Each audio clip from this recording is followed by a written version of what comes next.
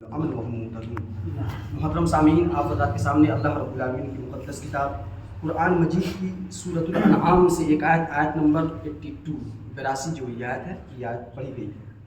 اللہ تبارک و تعالیٰ نے اس آیت کریمہ کے اندر ایک بہت بڑی نعمت جو حضرت انسان کے اوپر اللہ نے کی ہے، اس نعمت کا تذکرہ اللہ نے یہاں پر کیا، اور ساتھ ہی ساتھ اس کے اپوزٹ جو چیز ہے، اس کی جو ضد ہے، جو چیز، اس ضد کو بھی اللہ نے یہاں پر اجاگر کیا ہے۔ آئیے سب سے پہلے ترجمہ سماعت فرمائیں، پھر انشاءاللہ تعالیٰ کچھ باتیں اسی کے تعلق سے بیان کی جائیں گی۔ اللہ کا فرمان ہے الذین آمنوا ولم یلبسوا ایمانہم بظلم، وہ لوگ جو ایمان لائے اللہ کے اوپر، ولم یلبسوا، اور انہوں نے اپنے ایمان کے ساتھ خلط ملط نہیں کیا، نہیں ملایا اپنے ایمان کے ساتھ، بظلم، ظلم کو، ظلم سے مراد یہاں پر شرک ہے۔ کیا ہے؟ شرک، یعنی اپنے ایمان، یعنی توحید جنہوں نے اقرار کیا، اللہ کی توحید کی، توحید خالص کو جنہوں نے مانا، تو اس توحید کے اقرار کرنے کے بعد اپنے اس توحید کے اندر شرک کو کسی بھی اعتبار سے شامل اور داخل نہیں کیا۔ ایسے لوگوں سے اللہ رب العالمین کا فرمان ہے، بطور خوشخبری کے، بطور انعام اور بطور فضل کے اللہ نے فرمایا اولئک لہم الامن، اتنی بڑی اللہ نے نعمت کی خوشخبری سنائی ہے، جس نعمت کی حصولیابی کے لیے دنیا کی ساری کی ساری انسانیت اپنے اپنے اعتبار سے، اپنے اپنے میدان اور اپنے اپنے فیلڈ میں سمجھیے کہ یعنی کہ بھاگم بھاگ اور بھاگ دوڑ مچائی۔ اللہ رب العالمین نے کہا تم بھاگو دوڑو، ہار جاؤ گے، پوری لائف تم بھاگ دوڑ کر کے تھک ہار جاؤ گے، لیکن جس چیز کی تلاش تم کر رہے ہو، در حقیقت نہیں کہتے ہیں کہ بغل میں وہ کیا کہا جاتا ہے کہ محلے میں بغل میں چھوڑا اور شہر میں ڈھیل ڈھورا، تو جس چیز کی تم تلاش کر رہے ہو، در حقیقت اس کا تعلق میرے دین سے ہے، اور وہ دین اسلام ہے۔ اگر جو شخص دین اسلام کے مطابق زندگی بسر کرے گا تو گارنٹی ہے رب العالمین کا کہ اس کی زندگی میں اللہ رب العالمین نے کہا کہ اطمینان و سکون کو نازل کرنا یہ میری ذمہ داری ہے، میں نازل کروں گا۔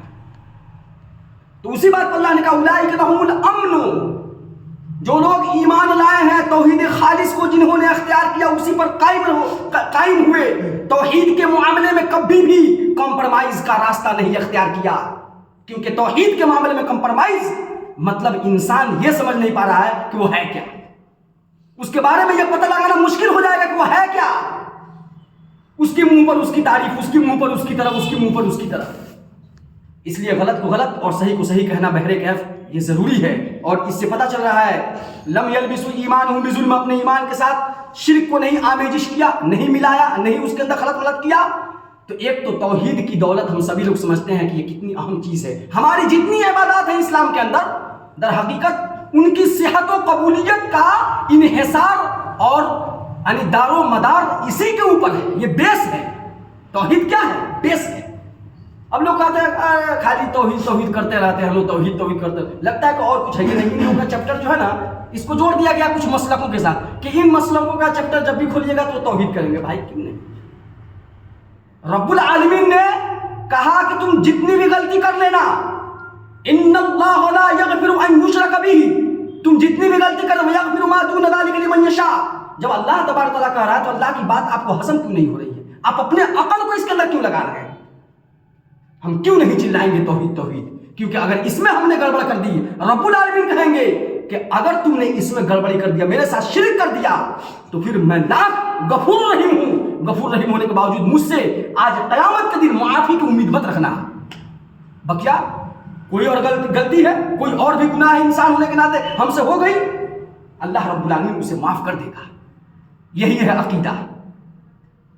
تو اسی وجہ سے توحید بہت اہم شے ہے میرے بھائیوں، یہ اسی پر ہماری زندگی کی جتنی بھی عبادات ہیں، معاملات ہیں، وہ اگر یہ درست ہے، کیونکہ بنیاد بتلائیے سارے معاملات میں کیا کرتے ہیں؟ بیس مضبوط کرو، बुनियाद घर बना रहे तो बेस खूब मजबूत करो, बुनियाद मजबूत करो, जितना मजबूत रहे। तो ये बात यहाँ पर दुनियादारी के मामलात में हमें बहुत अच्छी तरीके से बात समझ में आ जाती है कि बुनियाद मजबूत करनी चाहिए, तब जाकर के आदमी जो है ऊपर ग्रोथ करता चला जाएगा।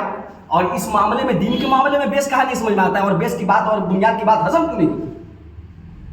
तो इसी वजह से अल्लाह रब्बुल आलमीन ने कहा अगर कोई इत्मीनान और अमन का, आज इंसानियत अमन की तलाश में दर दर की ठोकरें खा रही है, आज पूरी का पूरी बेचैनी और बेइत्मीनानी का माहौल बना हुआ है हर तरफ। जितनी ज्यादा तरक्की, जितनी ज्यादा माल और दौलत का रेल पेल बूता, रब ने कहा सब कुछ दे करके एक चीज छीन लेंगे, अगर तुम्हारे अंदर तौहीद नहीं रहा, तौहीद पर कायम नहीं रहे, तो हम तुम्हें दुनिया के अंदर सब कुछ तुम्हारे आंखों के सामने रहते हुए सारी चीजों से नमाज करके हम इत्मीनान और सुकून तुम्हारी जिंदगी से छीन लेंगे। देखो तुम किस तरीके से हरासा और परेशान रहते हो पूरी जिंदगी। इसलिए अगर तौहीद की बरकत रही, तौहीद अगर रहा, तो अल्लाह रब्बुल आलमीन का अहले तौहीद के साथ हमेशा तमाम अंबिया किराम की दावत का यही पहला मरकज था। तमाम अंबिया किराम की पहली दावत का दावत का जो नुक्ता है और आगाज, नुक्ता आगाज यही तौहीद ही थी। इसके अंदर कभी भी कॉम्प्रोमाइज नहीं। आप इसके ताल्लुक से 2 सूरतें बासाब्ते रब्बुल आलमीन ने नाज़िल फरमाई हैं, और उनका नाम सूरतुल इखलास है। सूरतुल इखलास किस सूरह का नाम है?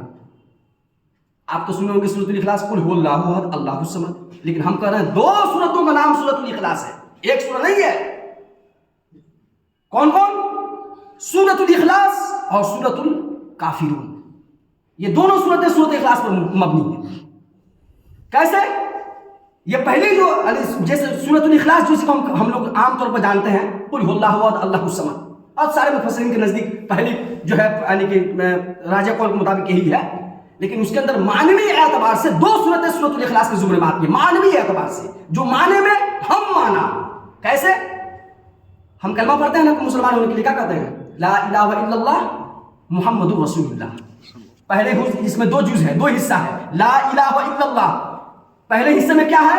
माबूद बरहक के इस बात है कि माबूद बरहक कौन है? अल्लाह। इबादत के लायक कौन है? अल्लाह। तौहीद खालिस का इस बात है। और दूसरा हिस्सा जो इसका, इस कलमे का, वो मुहम्मदुर रसूलुल्लाह, कि मोहम्मद सल्लल्लाहु अलैहि वसल्लम अल्लाह के रसूल हैं। ला इलाहा इल्लल्लाह, ला इलाहा कोई नहीं। अब देखिए कुल हुवल्लाहु अहद अल्लाहु समद, इसके अंदर अल्लाह रब्बुल आलमीन ने तौहीद खालिस को साबित किया है। और कुल या अय्युहल काफिरून ला आबुदु मा ताबुदून, ये पहले जो इस कलमे का जो पहला हिस्सा है, पहले हिस्से का जो मफहूम होता है, उसी मफहूम को ये दोनों सूरतों का मफहूम दर हकीकत शामिल है। दोनों सूरतों का जो मफहूम है वो मिलता है। पहले ला इलाहा इल्लल्लाह माबूदाने बातिला का रद्द है। कैसे? कुल या अय्युहल काफिरून ला आबुदु मा ताबुदून, जिन तुम माबूदाने बातिला की परस्तिश करते हो, हम उनकी नहीं करते हैं। आप ऐलान कर दीजिए, कह दीजिए। यहाँ पर तो अब बाज़ाब्ते हुक्म दिया गया है, कंप्रोमाइज नहीं करना है।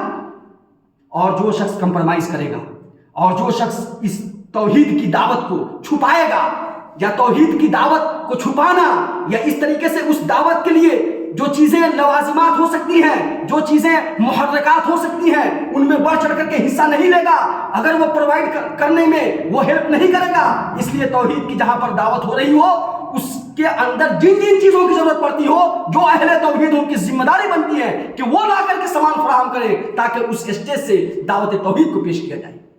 या चाहे स्टेज, मतलब अभी नहीं कहीं पर स्टेज बना हो, मुराद वो नहीं है, मैंने जहां पर जो चीज अगर जरूरत पेश आए, अगर उस दावत के अंजाम देने में, तो हर शख्स की जिम्मेदारी बनती है कि वो शख्स उसमें ताउन करे और उसमें हेल्प करे, क्योंकि तौहीद की दावत दी जा रही है। और अगर अहले तौहीद है तो उसकी जिम्मेदारी बनती है, वरना क्या अंजाम होगा? चलिए देखते हैं सूरह बकरा में अल्लाह का क्या फरमाना, अंजाम क्या होगा। वमन अज़लमु मिम्मन कतम शहादतन इंदहु मिनल्लाह, और उस आदमी से बढ़कर के जालिम कौन होगा जिसने शहादा, गवाही को छुपा लिया, कुंडी मारकर बैठ गया। अल्लाह रब्बुल आलमीन ने कहा उससे बढ़कर के जालिम कोई नहीं होगा। तुम गैरों को मत देखो वो जालिम है, तुम कितना बड़ा जालिम ठहरोगे, पहले अपने गिरबान में जाके लेना कि तुमने इस तौहीद के साथ क्या किया है, और तुमने इस तौहीद के लिए क्या किया है, इसके साथ और इसके लिए क्या किया। कुछ किया? कोई कुर्बानी पेश की? नहीं। तो इस तरीके से फ्री फंड का मामला कब तक अख्तियार करते रहेंगे? अल्लाह रब्बुल आलमीन हमें और आपको इसकी हकीकत को समझने, उलाइका लहुमुल अम्न, अल्लाह रब्बुल आलमीन ने खुशखबरी सुनाई है जो अहले तौहीद है, जो खालिस तौहीद पर कायम है, कि उन्हीं के लिए अम्न और इत्मीनान है, दुनिया के अंदर भी और आखिरत के अंदर भी। वहुम मुहतदून, और रब ने कहा है कि वही हिदायत याफ्ता है, बकिया जो लोग हैं वो गुमराह हैं। اللہ تعالیٰ ہمیں اور آپ کو توحید خالص کو اپنانے کی توفیق عطا فرمائے، آمین۔